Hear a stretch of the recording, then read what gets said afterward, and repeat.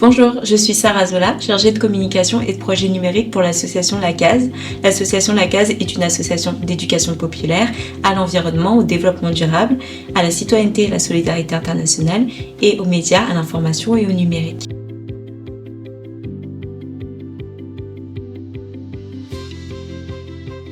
Depuis 2024, l'association est labellisée Numixlab par l'agglomération Roissy Pays de France, ce qui veut dire qu'elle est reconnue comme un tiers-lieu numérique pour les acteurs du territoire.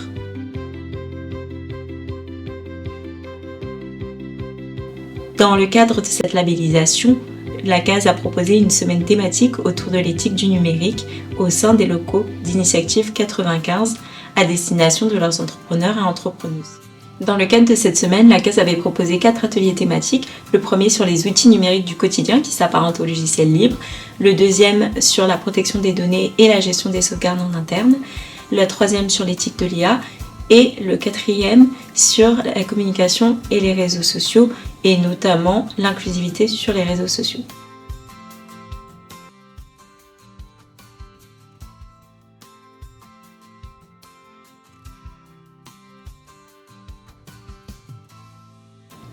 Un logiciel libre, c'est un logiciel dont le code source est accessible à tous et qui peut être modifié par ses utilisateurs.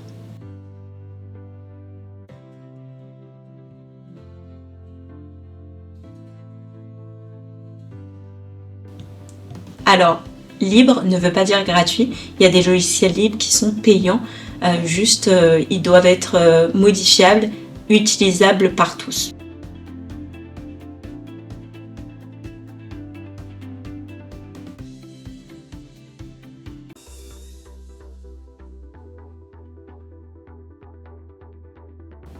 L'importance des logiciels libres, c'est qu'ils ne soient pas contrôlés par un seul et même acteur, ce qui permet d'avoir plus de sécurité et de protection des données pour ces utilisateurs, mais également leur permettre d'être maîtres de leur logiciel en pouvant le modifier à leur guise.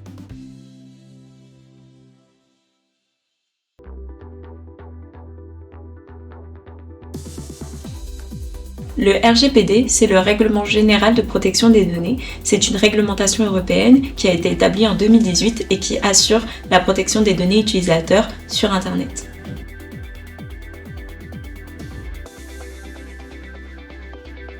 Toute personne qui est amenée à utiliser, gérer ou sauvegarder des données personnelles de leurs utilisateurs doivent respecter cette réglementation. C'est pour ça que les entrepreneurs sont aussi concernés par cette problématique.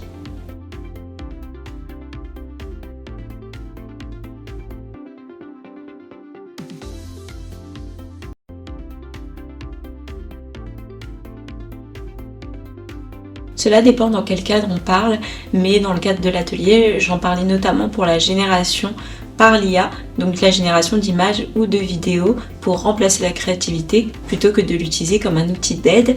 Et les enjeux à cela, c'est que l'IA est bourrée de biais et donc elle ne permet pas d'aller dans des secteurs d'inclusivité.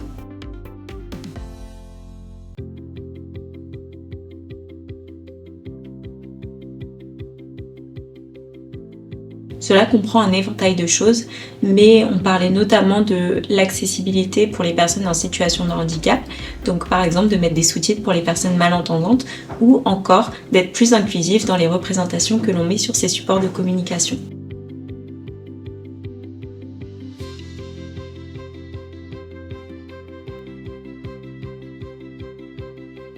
Bonjour, Azaël Kimfuta, chef de projet Cité Lab et entrepreneuriat féminin pour Initiative au sein de l'agglomération Roissy Pays de France. Bonjour, Aline Carsenac, conseillère en entrepreneuriat engagée chez Initiative au sein aussi de l'agglomération Roissy Pays de France. Initiative est une association qui accompagne et finance les porteurs de projets et les entrepreneurs sur le département du Val d'Oise et les Yvelines. On intervient vraiment sur toute la chaîne d'accompagnement, donc du stade de l'idée jusqu'au développement en passant par le financement.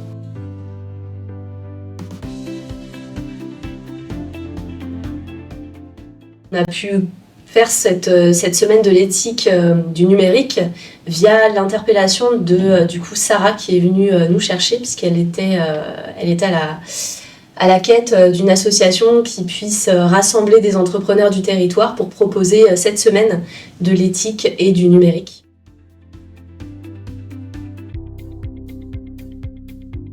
Continuer notre collaboration avec la CAS, notamment sur l'année 2026, pour les 2 promotions, en tout cas les 2 programmes d'accompagnement renforcés que nous avons sur l'agglomération Roissy Pays de France, donc Émergence ESS 2026 et le programme Entre femmes créatrices Roissy. On fera justement un atelier entre les 2 promotions avec la collaboration de la CAS.